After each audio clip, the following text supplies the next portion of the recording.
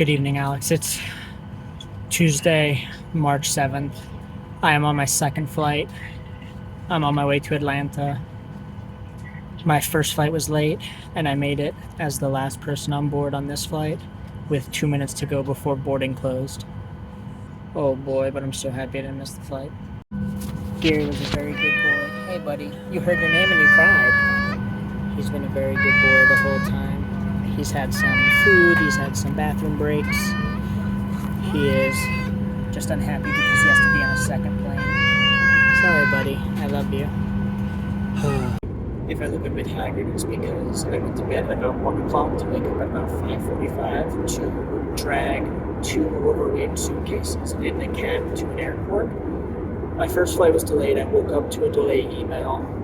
It said, hey, you're going to be 30 minutes late on departure. And I was like, oh, great. That's going to be wonderful because I have an hour and a half layover. I got to the airport. I got an email that said, hey, actually, you're going to be less delayed. I was like, that's pretty sweet. I get to the airport, check in, whatever, and turns out it's the same delay. We ended up leaving about 2 minutes later than the original email said, so I don't know why they sent us that. You're going to be less delayed. Anyway, so we land, flight went well, Gary was good. But because we were delayed leaving, we obviously were delayed landing, and I already had a really close layover. My layover was like an hour, 20 hour, 30 minutes without a delay. And so in an hour, 20, 30 minutes, I had to land in Newark. I had to go through customs, pick up my bag, re-drop my bag, go through security, get to my gate, which was in a different terminal, and do that all while carrying Gary. I ran everywhere. I ran from the plane to customs, from customs to the baggage claim, then waited about 15 minutes for the bags to come out, which was obvious why I ran. I picked up my bags from the carousel after boarding for the second flight had already started, so that was stressful.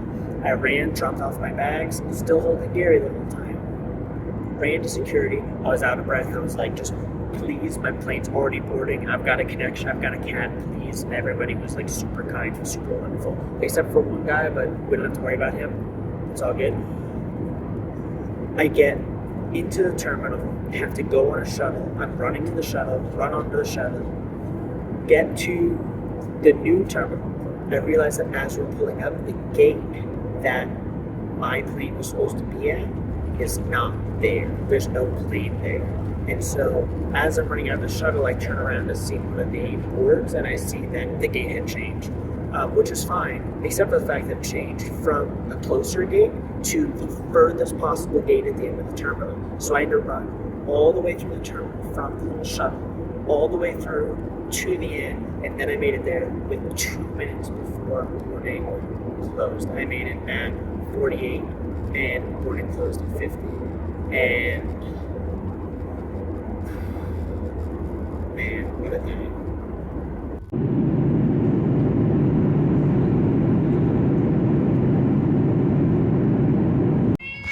Gary, it's okay.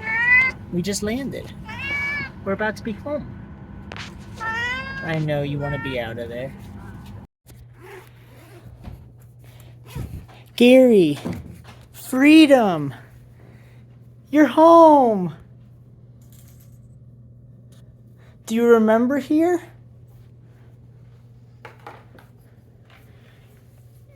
No. Final update. So you saw that I was on the plane. Things were going well. I told you about how a little bit of chaos happened. Well, the end of the story is that I arrived in Atlanta, and we waited and waited and waited for my bag, and turns out one of my bags didn't make it on the plane from Newark. So I am waiting on that bag to be brought to Atlanta and then delivered to our apartment.